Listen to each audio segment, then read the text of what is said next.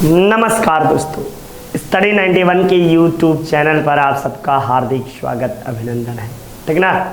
तो आज हम सब एक और शानदार क्लास के साथ आपको व्याख्या, डिटेल व्याख्या के साथ आए हैं और आप सबको कुछ देना चाहते हैं। क्या आप लेना चाहते हैं? हाँ या ना बोलिए। क्या आप लेना चाहते हैं? तो हाथ को इरेज करिए, उठाइए हाथ, अपने हाथ को उठाइए और थंब का इंप्रेशन लगाइए कि लेना चाहते हैं। मुझे नहीं लगता कि लेना चाहते हैं आप सब, ठीक ना, क्योंकि आप सब अपनी मस्ती की दुनिया में रहते हैं और पढ़ना तो चाहते ही नहीं। बार बार मैं कहता हूँ, चिल्लाता हूँ, फिर भी चलिए जो भी है, फिलहाल आप अपने कर्म को करिए, मैं अपने कर्म को करता हूँ, बाकी ऊपर वाले पर छोड़ दिया जाता है। आइए हम सब प्रश्नों की श्रृंखला की ओर। आपको कुछ कहूँ इससे अच्छा है कि स्वयं में सुधार किया जाए, ठीक ना। चलिए देखिए, प्रश्न आया, विरूपाक्ष मंदिर कहाँ अवस्थित है? ये हम्पी में है, भद्राचलम में है। कहाँ? हम्पी में, या आपको भद्राचलम में, या आपको जो है कि श्री कलाहस्ती में, या आपको तिरुपति में। ये आपको कहाँ पर स्थित है, ये हमें आपको जानना है। तो विरूपाक्ष मंदिर जो है ये कहाँ है? तो हम सब हम्पी में लगाएंगे कि विरूपाक्ष मंदिर आपको कहाँ है? हम्पी में है। अब बात हुई कि हम्पी कहाँ है, तो हम्पी विजयनगर की राजधानी हुआ करती थी। क्या हुआ करती थी? विजयनगर की राजधानी। किसकी? विजयनगर की, नगर की, विजयनगर की राजधानी कहाँ थी? तो हम्पी हुआ करते थे। ज़्यादा मोटा हो गया, ठीक ना। ये आपको पता है। अब हमें आपको जानना है कि हम्पी के मंदिर का निर्माण किसने कराया था। तो हम्पी के मंदिर का निर्माण जो है ये आपको किसने कराया था? तो चालुक्य शासक विक्रमादित्य द्वितीय। किसने? चालुक्य शासक विक्रमादित्य द्वितीय, विक्रमादित्य द्वितीय के द्वारा इसका निर्माण कराया गया था। एक बात और, यह आपको किस देवता को समर्पित है? तो यह आपको शिव, भगवान शिव को, विरूपाक्ष शिव को ही कहा जाता है। किस शैली में है? तब आप जवाब दीजिएगा कि द्रविड़ शैली में आपको है। एक चीज और, रामायण काल में हम्पी को क्या चीज? तो रामायण काल में, रामायण में हम्पी को कृष्ण किंधा कहा गया है। कृष्ण किंधा, किंधा कहा गया है। कृष्ण किंधा कहा गया है। कृष्ण किंधा कांड आप सब पढ़ते हैं, वही कृष्ण किंधा कहा गया है। ये आपको प्रमुख बातें। आइए दूसरा प्रमुख बात। अब देखो, मुगल काल में पुलिस बल के मुखिया को क्या कहा जाता था? तो मुगल काल में पुलिस बल के मुखिया को आपको क्या कहते थे? तो दरोगा कहा जाता था। किसे? दरोगा कहते थे, सॉरी कोतवाल कहा जाता था। क्या कहते थे? तो पुलिस बल के मुखिया को कोतवाल कहा जाता था। दरोगा क्या होता था? तो आपको बता दे कि थाना का जो इंचार्ज होता था वो आपको दरोगा कहलाता था, ठीक ना। साथ ही साथ जो गुप्त सूचना होता था, गुप्त सूचना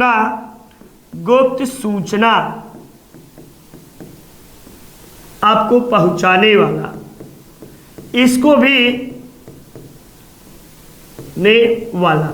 इसको भी कहा जाता था। साथ ही साथ आप सबको बता दिया जाए, फौजदार कौन होता था? तो जिले का, यानी सरकार या इसे ही बोलते थे जिला, जिला के मुखिया को मुखिया आपको या प्रधान क्या कहलाता था? तो फौजदार कहलाता था। सूबेदार कौन होता था? तो सूबा या इसे ही प्रांत कहा जाता था। प्रांत का प्रधान सूबेदार होता था। प्रायः सूबेदार किसे नियुक्त किया जाता था? तो प्रायः राजघराने यानी राजघराने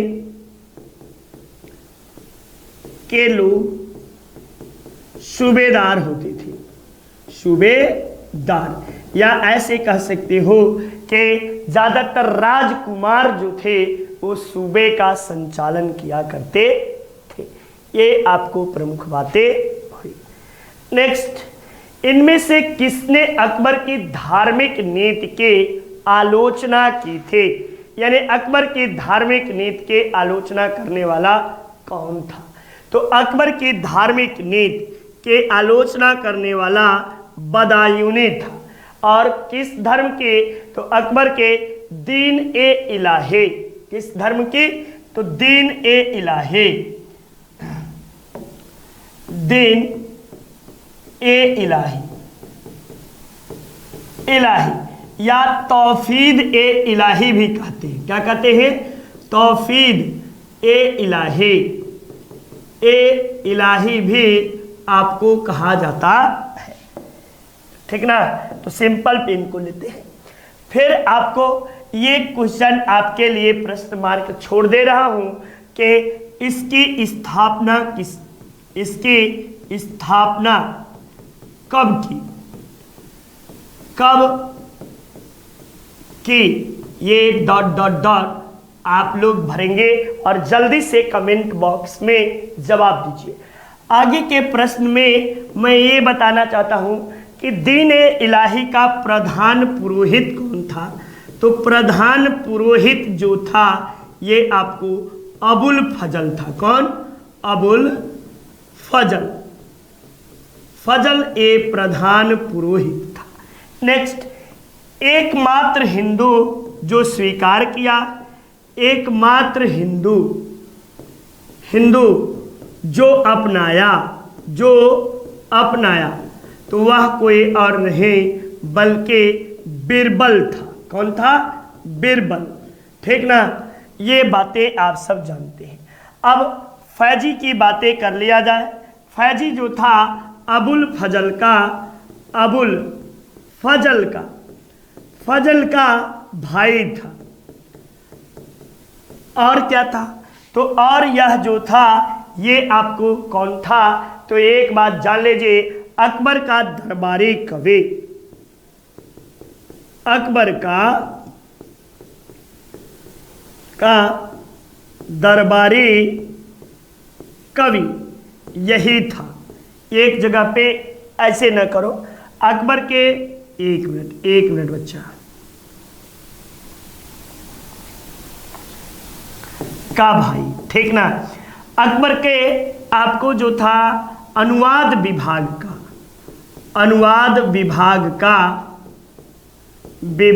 का प्रधान था। और ये कौन था? बदायूनी कौन था? तो पता ही है। और इसके साथ साथ ही बदायूनी ने रस्मनामा महाभारत का अनुवाद किया था। महाभारत का फारसी में अनुवाद किया था। अनुवाद किस नाम से? तो रज्मनामा के नाम से इसके द्वारा आपको अनुवाद किया जाता है। ये प्रमुख बातें रही। नेक्स्ट देखिए, अगले प्रश्न की ओर चलते हैं। इनमें से कितने भू मापांकन की व्यवस्था प्रारंभ की थी? यानी इनमें से किसने भू मापांकन की व्यवस्था प्रारंभ की थी? तो भू मापांकन की व्यवस्था को शुरू करने वाला कोई और नहीं। ये आप सब बताइए। एक मिनट मैं मोबाइल ले लूँ, देख लूँ कि आप लोग किसे लगाते हैं। तो आपको शेर शाह सूरी को लगाइएगा। और शेर शाह सूरी है भू व्यवस्था का जनक कहा जाता है। इसने भूमि के माप के लिए आपको जो है अहमद खां के नेतृत्व में भूमि सर्वेक्षण करवाया था। किसके? अहमद खां के नेतृत्व में भूमि का सर्वेक्षण करवाया। ठीक ना, ये बात हुई। दूसरा, इसने आपको किस चीज का प्रयोग किया मापन के लिए? तो गज ए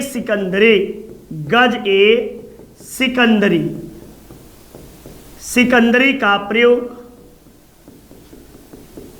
तथा सन के दंडे का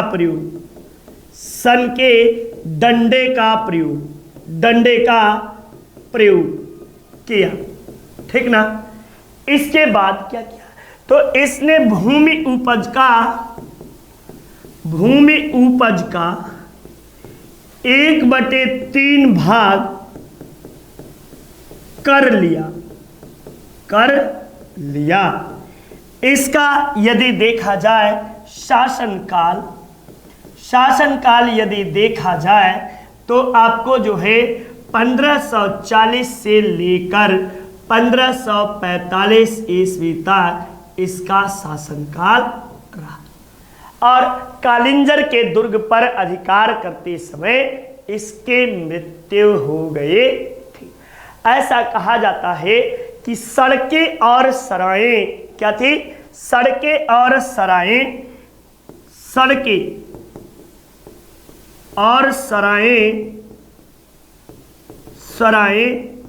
शेर शाह सूरी के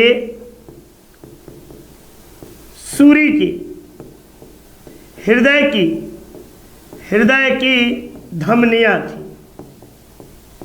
धमनियां थी, ऐसा कहा गया है।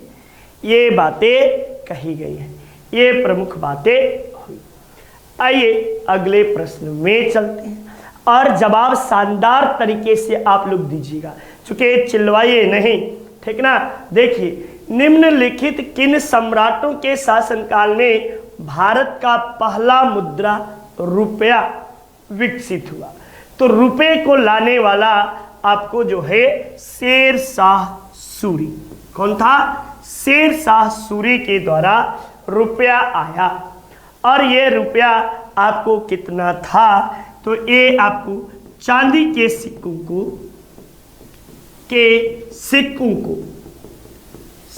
को ये रुपया कहा। ठीक ना। ये एक बात हुआ। और ये कितने का होता था?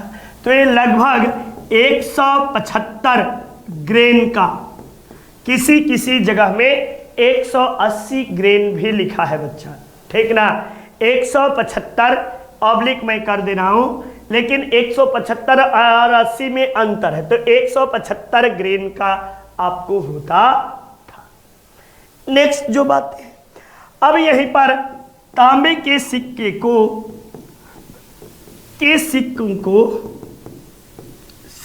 को दाम कहा जाता था। क्या कहते थे? दाम कहा जाता था। और ये जो होता था 233 ग्रेन का होता था। ठीक ना। अब अनुपात की बातें कर लिया जाए तो 1/64, यानी 1 रुपया चांदी का सिक्का रुपया। ठीक ना। और 64 ठो जो था वह दाम 1 बराबर होता था। साथ ही साथ इसके समय में आपको जो सिक्के होते थे, सोने के सिक्के, उन्हें असरफी कहा जाता था। ठीक ना। स्वर्ण सिक्कों को असरफी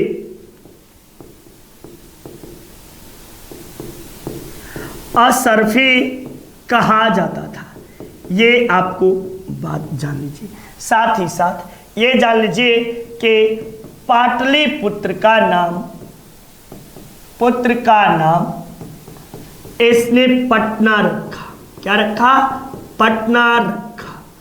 इसके साथ और कौन सी बात है? तो इसके साथ और प्रमुख बातों में यदि आप देखोगे तब आपको समझ में आएगा कि इसके द्वारा आपको जो था डाक व्यवस्था की शुरुआत की गई। किसकी? डाक व्यवस्था की शुरुआत इसी के द्वारा आपको किया गया।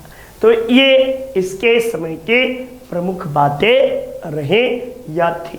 ठीक, चलिए नेक्स्ट देखिए। आइए, किस मुगल बादशाह ने इलाहाबाद को अपनी राजधानी बनाई थी? तो वह कोई और नहीं, जल्दी से आप सब बताइए, अकबर था या शाहजहां था या एक और दो दोनों या इनमें से कोई नहीं? कौन सा ऑप्शन? जल्दी से कमेंट बॉक्स में लिखकर भेजिए। ठीक ना? ये देखिए मैं बता दे रहा हूं कि शाह आलम द्वितीय। कौन था? शाह आलम द्वितीय था। अब इसका शासनकाल, शाह आलम द्वितीय का शासनकाल जो था भैया, ये कब से कब था? तो आपको 1759 से लेकर 1806 ईस्वी तक इसका शासनकाल माना जाता है। इसके शासनकाल के समय ही आपको जो है कि बक्सर का युद्ध, किसका? बक्सर का युद्ध, बक्सर का युद्ध हुआ। कब हुआ? तो 22 अक्टूबर 1764 ईस्वी को बक्सर का युद्ध हुआ। किसके बीच हुआ बच्चा? तो आपको एक तरफ जो था भारतीय संयुक्त सेना और दूसरे तरफ अंग्रेजी सेना। कौन था? अंग्रेजी सेना। ये आपको दोनों तरफ से हुआ। इधर कौन कौन? तो इधर आपको मुगल बादशाह था, बादशाह यानी शाह आलम द्वितीय, शाह आलम द्वितीय सेकंड।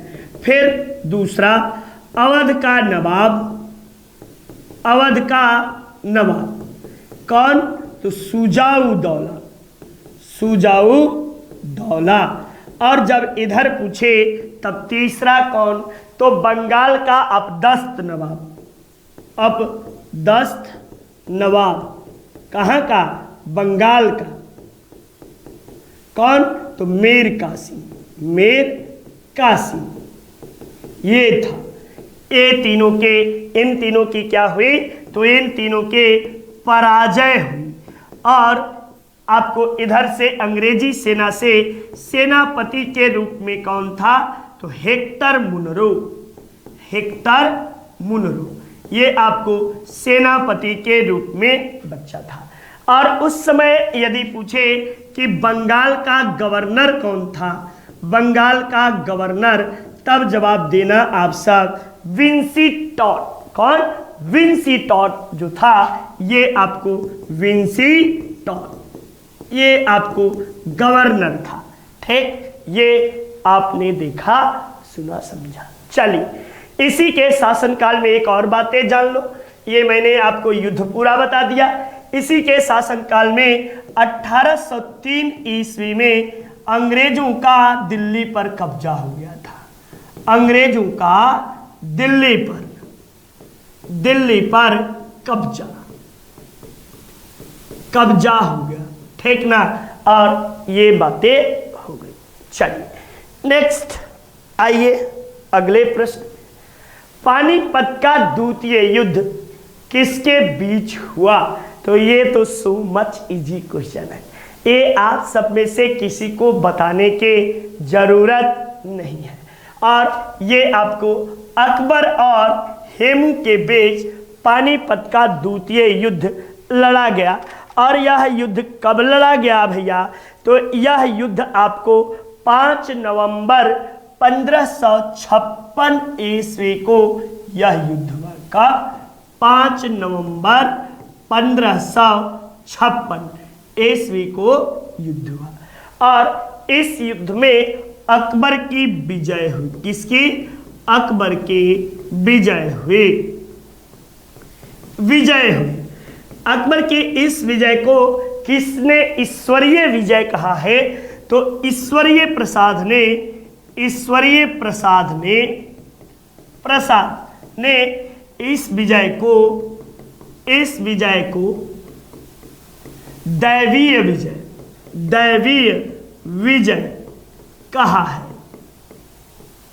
विजय कहा है, ऐसी बातें कही गई है। ठीक ना। और हेमू और अकबर के बीच लड़ा गया। ये हेमू कौन था? तो ये भी बता दे रहे हैं, ये 14वां एवं अंतिम विक्रमादित्य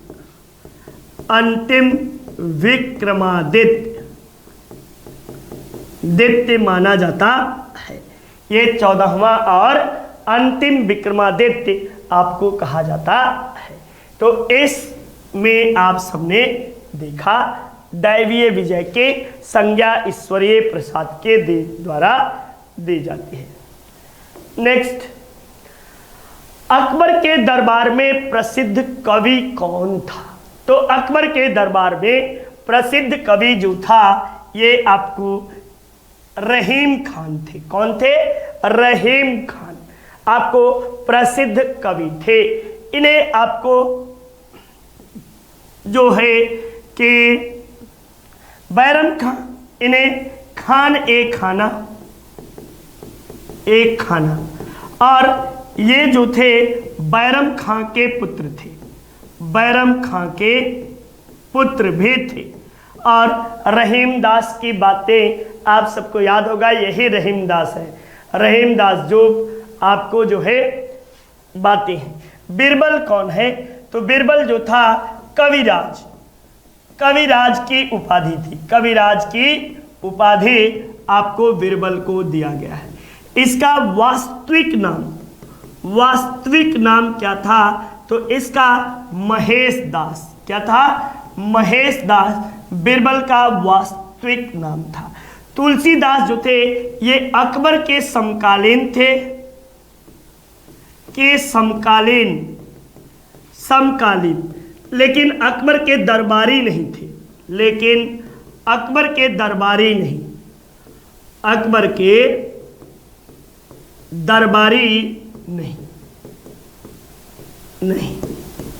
और तुलसीदास के विषय में पूरी दुनिया जानती है। ठीक ना, इनके प्रासंगिकता को।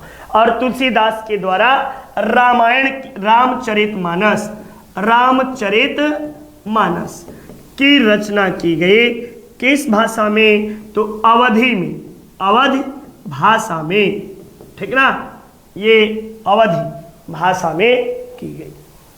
चलिए नेक्स्ट, पहला कठपुतली मुगल बादशाह कौन था? तो जहांदार शाह, बहादुर शाह, फर्रुखसियर या मोहम्मद शाह?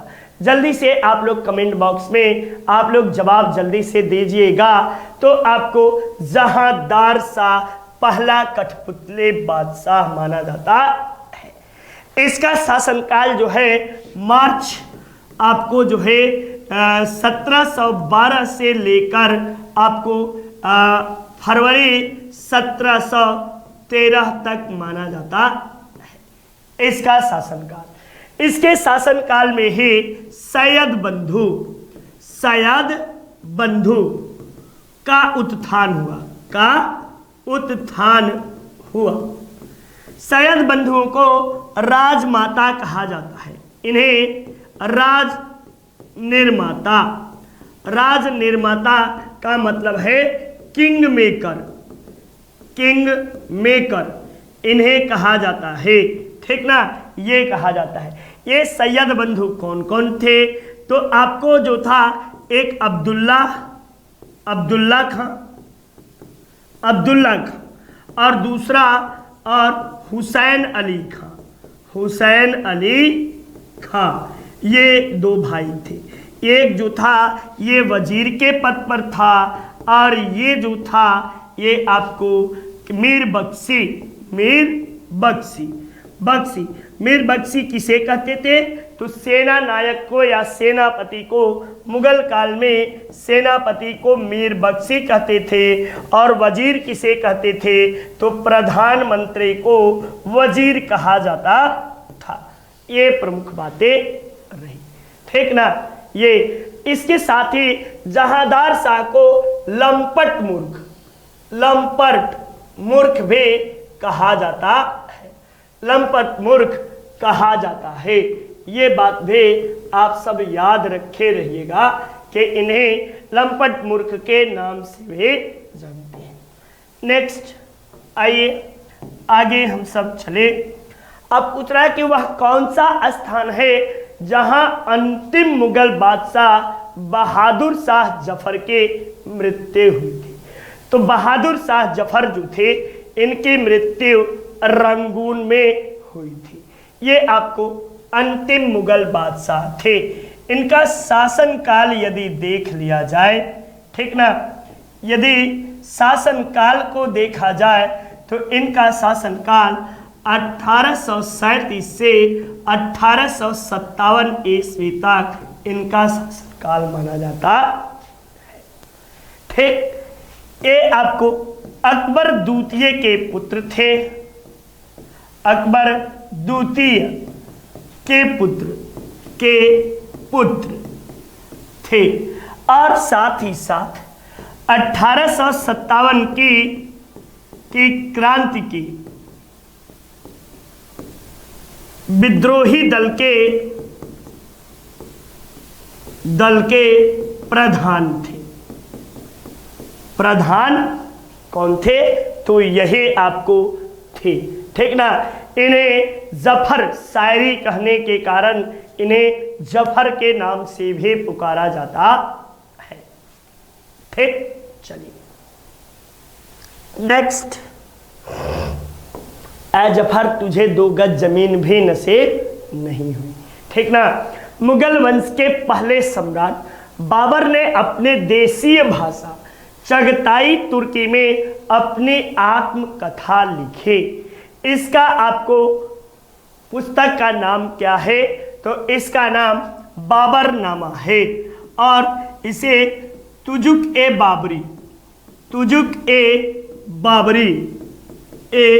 बाबरी के नाम से जानते हैं। इसका फारसी में अनुवाद किसने किया, में अनुवाद तब आप जवाब दीजिएगा कि फारसी में अनुवाद अब्दुल रहीम खान खाना। किसके द्वारा, तो अब्दुल रहीम खान खाना, रहीम खान ए खाना के द्वारा इसका आपको अनुवाद किया गया। ये बातें आप सबको, इसने आपको अपने बाबरनामा में जो है कि कई बातों का वर्णन किया है और बाबरनामा में भारत का सबसे शक्तिशाली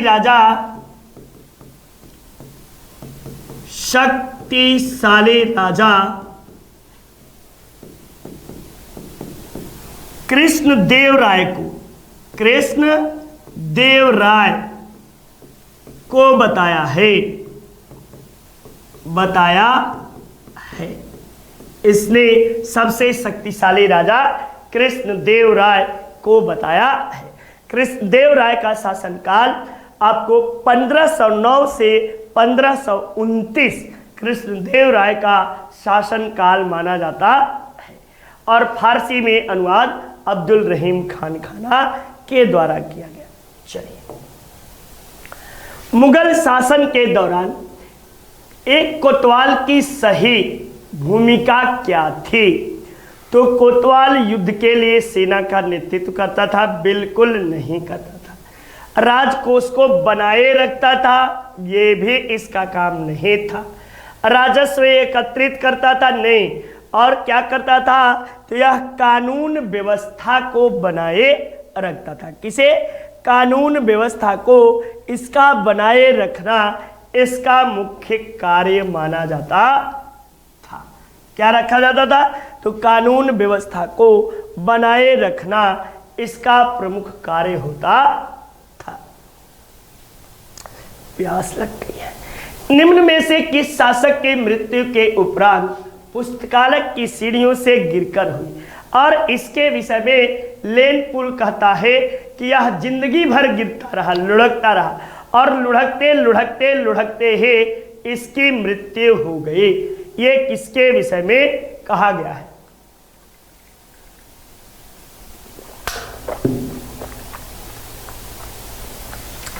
तो ये कोई और नहीं, हुमायूं। हुमायूं ने दीन पनाह नामक एक भवन का निर्माण करवाया था। दिल्ली में दीन पनाह भवन का निर्माण करवाया था। और जो पुस्तकालय था, पुस्तकालय का नाम क्या था? तो पुस्तकालय का नाम शेर ए मंडल था। किसकी? शेर ए मंडल। शेर ए मंडल के नाम से जाना जाता था। ये बड़ा ही संकालु प्रवृत्ति का था। और हुमायूं जो था, ये आपको इसका शासनकाल यदि देखा जाए तो इसका शासनकाल को दो भागों में विभाजित किया गया है। एक आपको 1523 से 1540, ठीक ना, और दूसरा इसका 1555 से आपको 56, ये दो भागों में इसका शासनकाल देखा गया है। बीच का काल जो था, इसका निर्वासन का काल कहा जाता है। हुमायूं का शाब्दिक अर्थ जो होता है भाग्यशाली, लेकिन ये उतना ही अभागा था, ठीक ना, ये उतना ही अभागा माना जाता है, ये भाग्यवान नहीं माना जाता, ठीक ना। नेक्स्ट देखिए, आइए, भक्ति आंदोलन को उत्तर भारत से दक्षिण भारत में लाने का काम किसके द्वारा किया गया? तो रामानंद के द्वारा किया गया। रामानंद जो थे, ये रामानुजाचार्य के शिष्य थे। रामानुज के शिष्य थे रामानंद महाराज, ठीक ना। इनका जन्म जो था, जन्म प्रयागराज में हुआ था। हाँ, प्रयागराज में हुआ था। इनके ये रामाश्रय शाखा के प्रवर्तक थे, ठीक ना। साथ ही साथ इनके द्वारा एक संप्रदाय भी चलाया गया था, जिसे हम सब आपको क्या रामवत संप्रदाय भी कहते हैं। रामवत संप्रदाय के प्रवर्तक।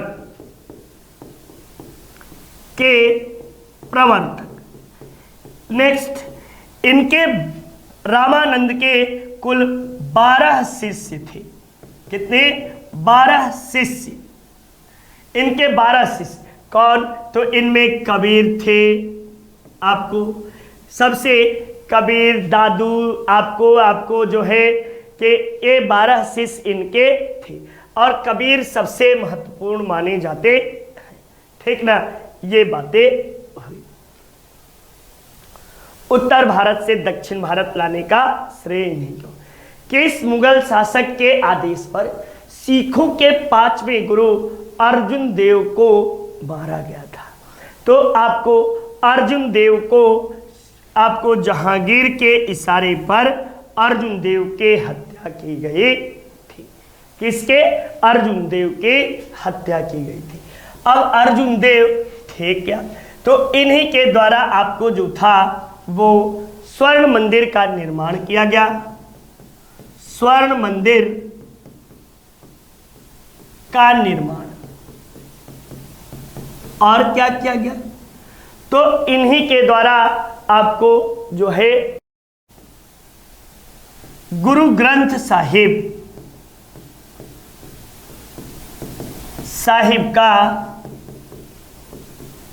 का संकलन किया गया, ठीक ना। इनके जहांगीर ने क्यों मरवाया? तो जहांगीर ने खुसरो की मदद करने के कारण खुसरो खां की मदद करने के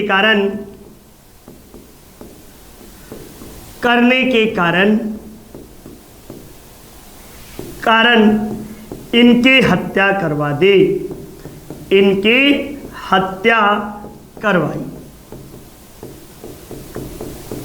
ये आपको प्रमुख बातें रही थे। और आपको जो है कि रामदास जो थे, इन्हें जमीन किसने दिया था? तो ये अकबर के द्वारा 500 बीघा जमीन रामदास को दिया गया था। नेक्स्ट, आपको लेखपाल का एकदम शानदार बैच संस्था की ओर से संचालित है, और आपको जो है कि जिनको लेना है वो परचेज कर सकता है। ठीक, चलिए नेक्स्ट, विजयनगर राज्य किस नदी के तट पर है? तो विजयनगर साम्राज्य जो है ये कई बार पूछा है, तुंगभद्रा नदी के तट पर स्थित है। अब यहीं पे विजयनगर साम्राज्य की स्थापना किसने की? स्थापना कब हुई? तब आप जवाब दीजिएगा 1336 ईस्वी में स्थापना हुई। स्थापना करता कौन था? स्थापना करता कौन था? तब आप बच्चा जवाब देना कि स्थापना करता हरिहर राय और बुक्का राय। कौन? हरिहर राय और बुक्का राय। बुक्का राय ने स्थापना की। किस शासक के काल में? यानी किसके काल में? किसके काल में? तब आप जवाब दीजिएगा MBT यानी मोहम्मद बिन तुगलक के काल में इन्होंने स्थापना की।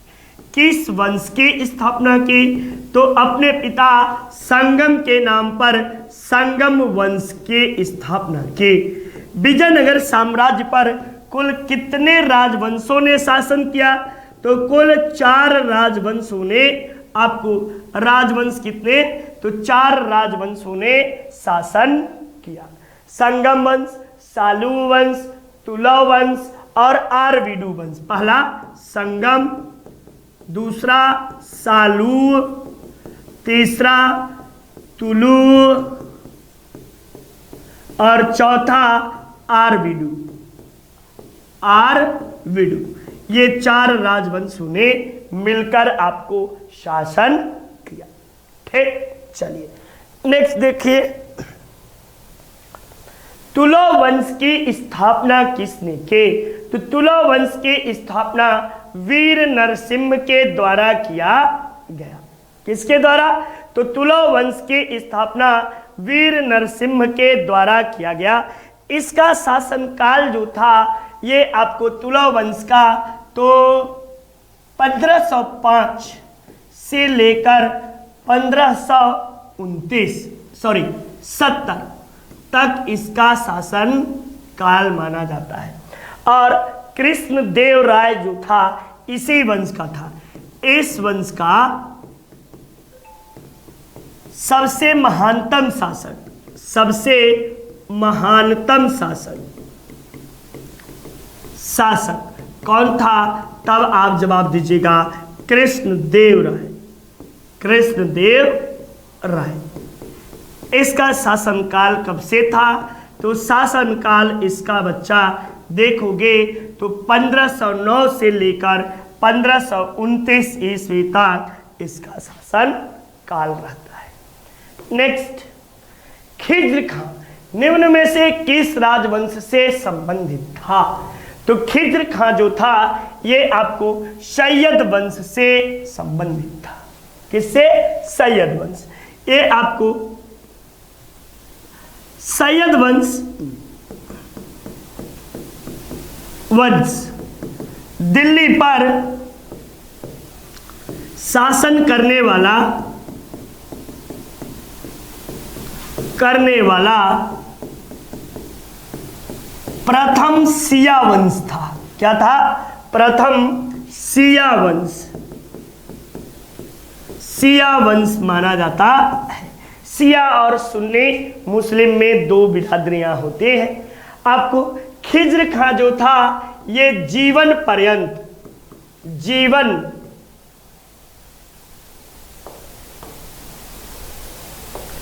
जीवन पर्यंत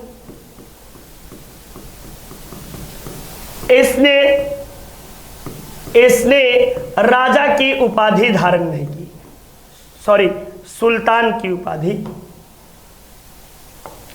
सुल्तान की उपाधि धारण नहीं की,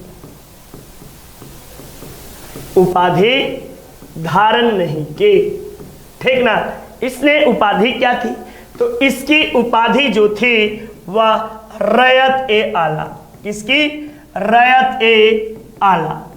ये आपको जिंदगी भर आपको जो था तैमूर लंग के पुत्र शाहरुख का प्रतिनिधि होने का दिखावा करता रहा। पूरी जिंदगी इसने शाहरुख के प्रतिनिधि के रूप में दिखावा किया। इस वंश की शासनकाल जो है कब से कब तक है, शासनकाल तब बताइएगा कि 1414 से लेकर 1451 ईस्वी तक इस वंश का शासनकाल माना जाता है। कुल 37 वर्षों तक इस वंश ने शासन किया। नेक्स्ट, किस शासक ने भारत में तुगलक वंश की नींव रखी, तो गयासुद्दीन तुगलक के द्वारा तुगलक वंश की नींव रखी जाती है। और इसने कब रखी, तब आप जवाब दीजिएगा कि इसने यानी तुगलक वंश का शासनकाल तब आप जवाब दीजिएगा कि इसने 1320 से लेकर आपको जो है 1414 ईस्वी तक शासन हुआ। ये आपको राजवंश, यह दिल्ली सल्तनत पर, दिल्ली पर शासन करने वाला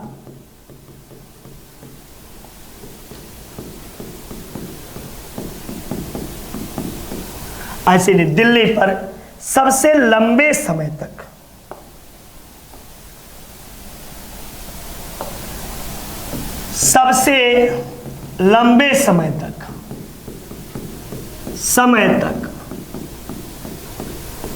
शासन करने वाला राजवंश था, शासन करने वाला राजवंश माना जाता है। साथ साथ और क्या कहते हैं, तो और बातों में कहेंगे तो यह जो था वजीरों का स्वर्णयुग के नाम से जाना जाता है। वजीरों का स्वर्णयुग कहा जाता है। तुगलक काल को वजीरों का स्वर्णयुग, और खासकर एफएसटी के काल में, या फेस्टी मैंने फिरोज शाह तुगलक के शासनकाल में।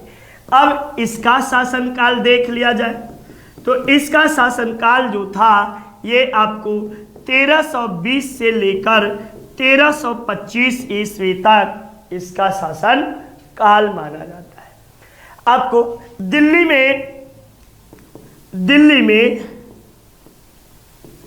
दिल्ली का प्रथम सुल्तान जिसने नहरों का निर्माण करवाया, जिसने नहरों का निर्माण करवाया,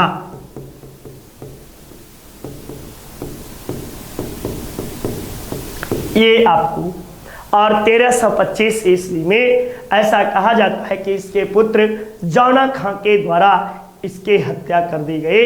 लकड़ी के बने एक शीश महल में राज्यारोहण के समय हाथियों के द्वारा भिजवा दिया जाता है और इसकी मृत्यु हो जाती है। नेक्स्ट देखो, भारत पर तैमूर ने किस वर्ष आक्रमण किया, तो तैमूर का आक्रमण 1398 ईस्वी में तैमूर का आक्रमण हुआ। तैमूर लंग जो था ये शासक कहाँ का था, तो ये मध्य एशिया के फरगना का, मध्य एशिया जिसे ट्रांस एशिया भी कहते हैं, ट्रांस एशिया के फरगना का शासक था। कहाँ का, फरगना का यह शासक था। इसने 1398 में 1398 1398 में भारत पर आक्रमण किया, भारत पर आक्रमण किया, ठीक ना। ये बातें हुआ। नेक्स्ट, उस समय शासक कौन था? तो उस समय दिल्ली का शासक यानी दिल्ली सल्तनत का शासक नासिरुद्दीन महमूद था। नासिरुद्दीन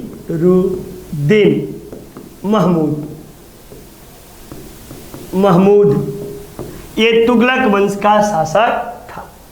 इसकी सहायता किसने की थी? इसकी सहायता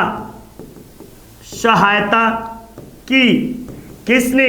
तो खिज्र खान ने किया था, खिज्र खान।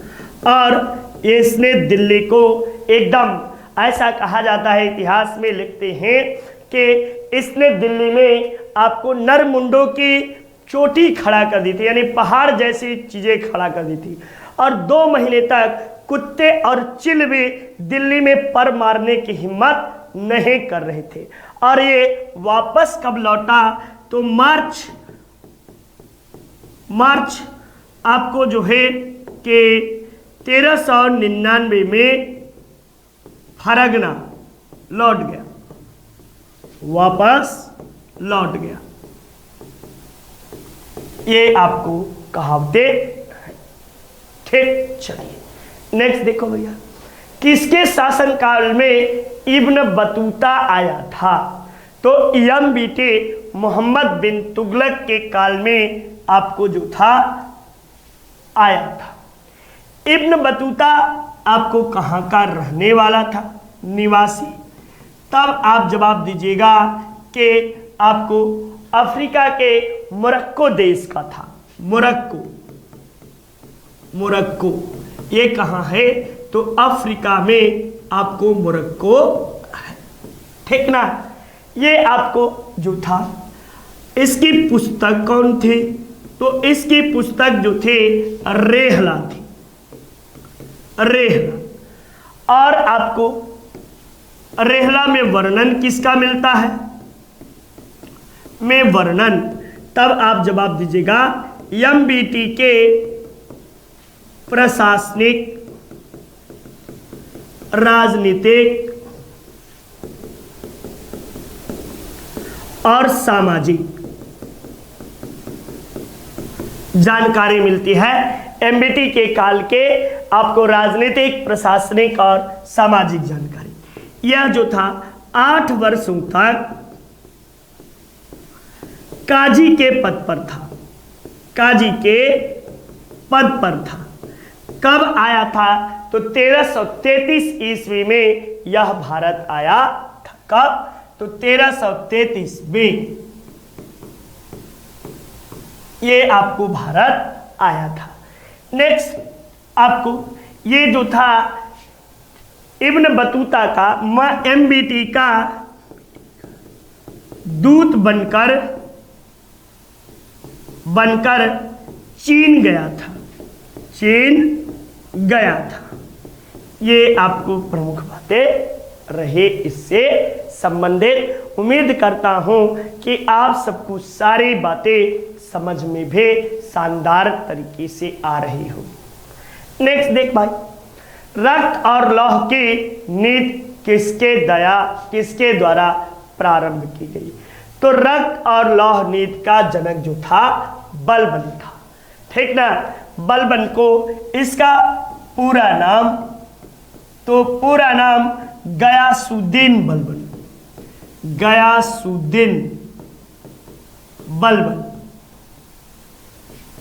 बलबन यह था, ठीक ना। इसने आपको मंगोलों के विरुद्ध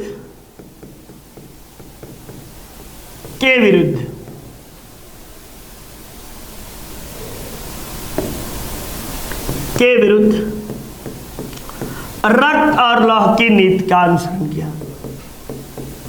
लौह की नीति का अनुसरण किया, साथ ही साथ इसके द्वारा राजत्व के सिद्धांत, के सिद्धांत दिए गए। यानी राजा का पद जो है एक दैवीय पद है और राजत्व के सिद्धांत दिए गए। साथ ही जिल्ले जिलालहू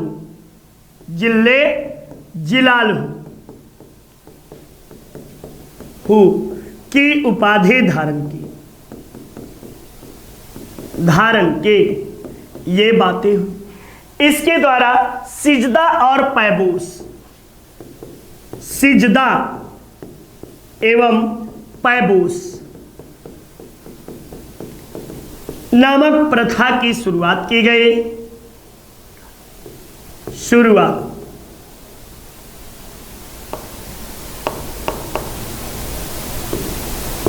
शुरुआत की गई, ठीक ना। नेक्स्ट, इसके द्वारा एक पारसी त्योहार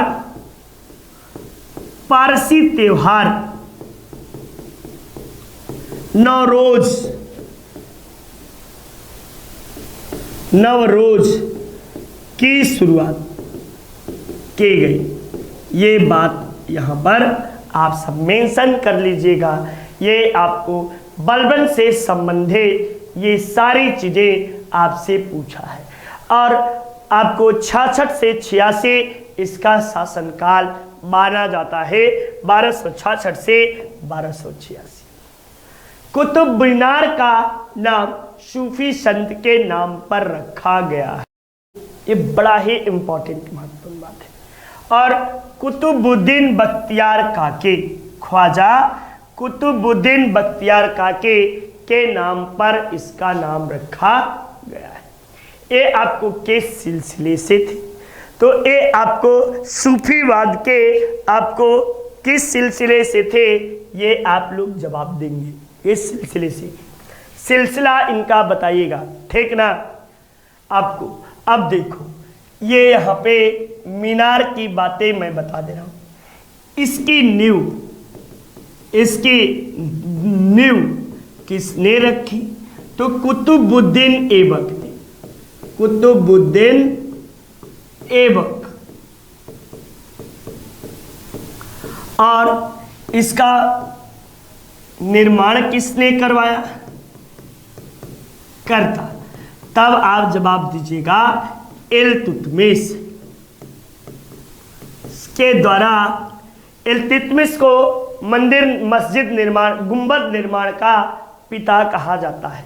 क्या कहते हैं? इल्तुतमिश को गुंबद निर्माण का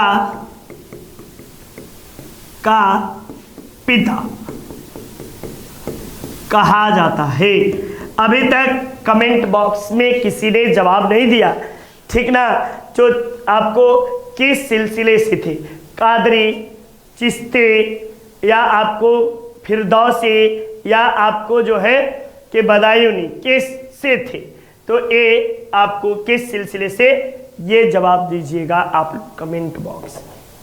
चलिए, दिल्ली का लाल किला और जामा मस्जिद के शासनकाल के वास्तुकला के उपलब्धि है।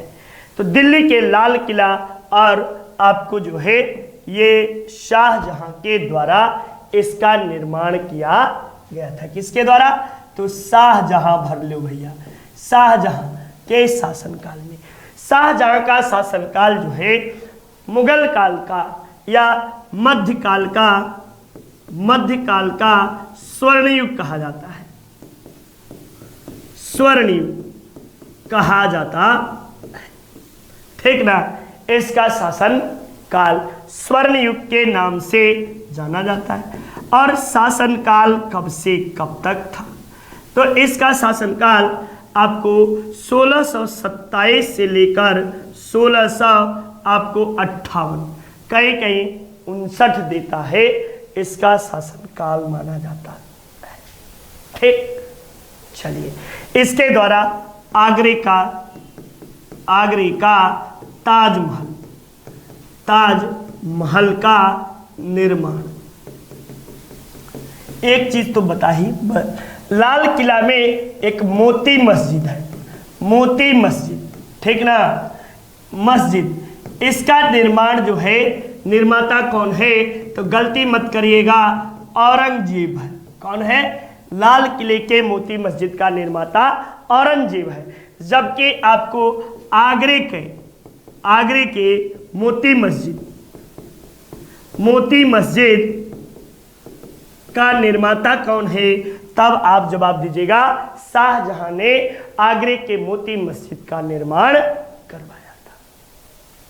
नेक्स्ट, भारत के प्रथम मुगल सम्राट कौन था? तो भारत का प्रथम मुगल सम्राट बाबर था और इसने पानीपत के प्रथम युद्ध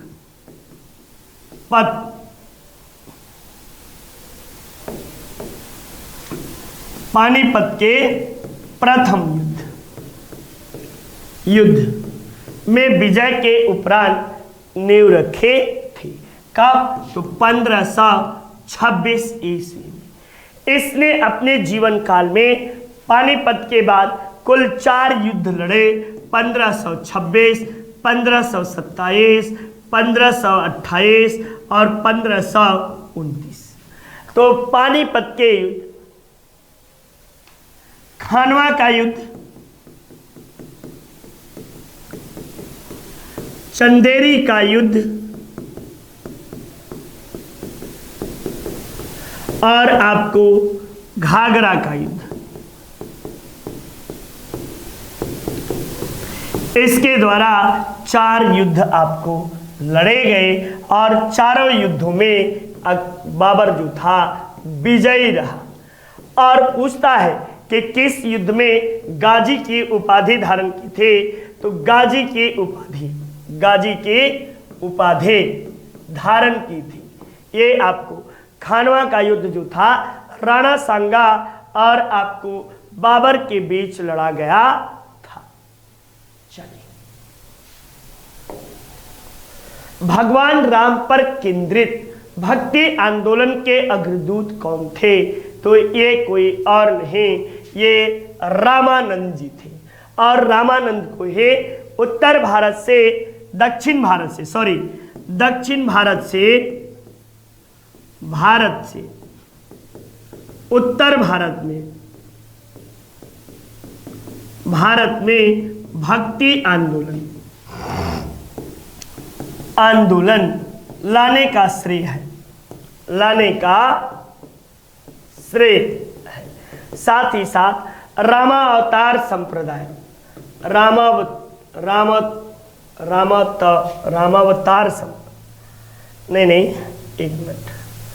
रामाश्रय शाखा की थे। किसके? तो रामाश्रय शाखा के ये माने जाते हैं। ये पीछे भी मैंने व्याख्या इनके विषय में ढेर सारे आपको की है। नेक्स्ट,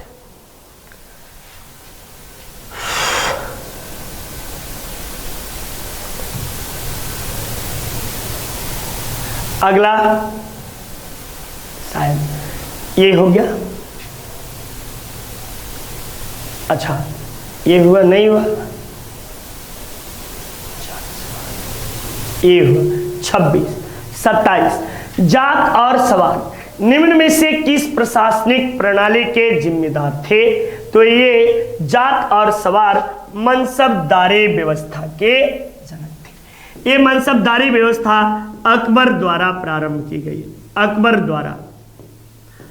द्वारा प्रारंभ की गई।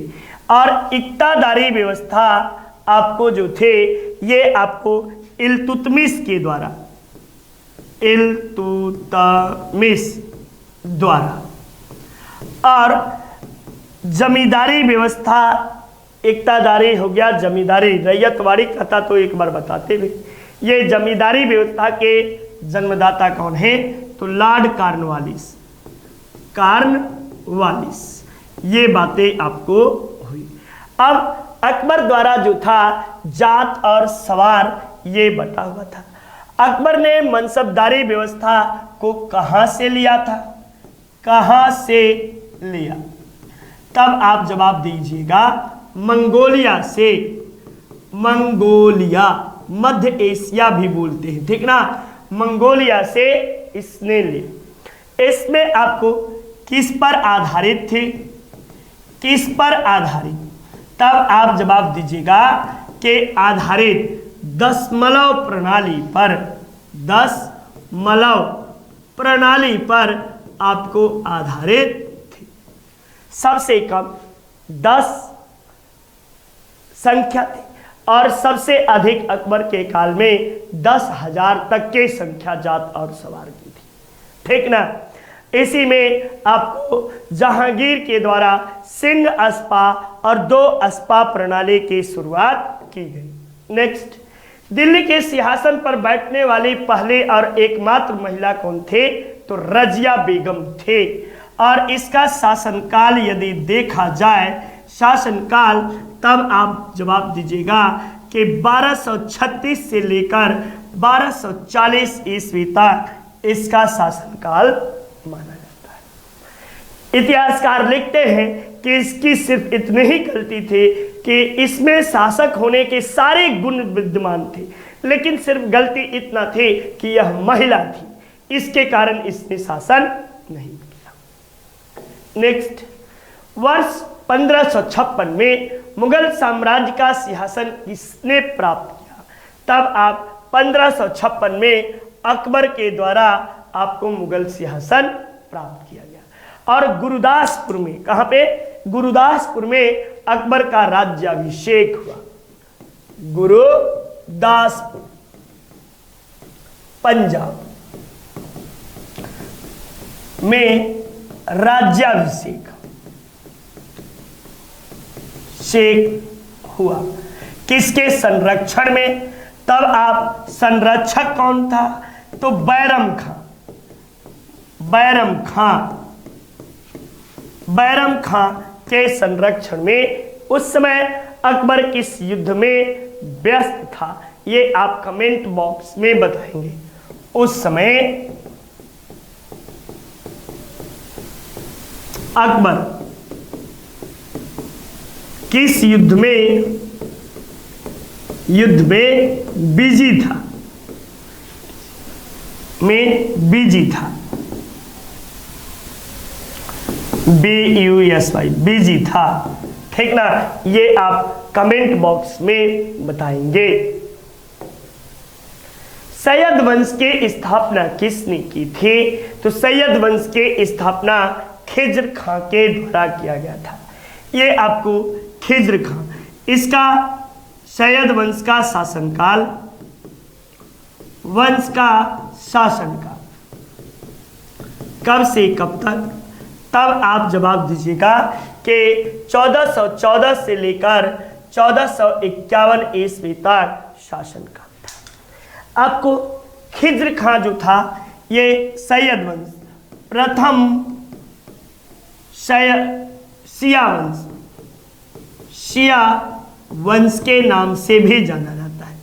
ये आपको रैयत उपाधि इसकी क्या थी, तो रैयत ए आला, रैयत ए आला की उपाधि धारण की। ठीक ना, ये आपको बातें हुई। नेक्स्ट, तो इस तरह आपके प्रश्नों की श्रृंखला समाप्त हुई। जय हिंद, जय भारत, आपका दिन मंगलमय हो, यही शुभकामनाएं आप सबको देता हूं। कैसा रहा, मजेदार रहा या नहीं, आप सबको आनंद आया या नहीं, कमेंट बॉक्स में जरूर लिखकर भेजिएगा। आप नमस्कार।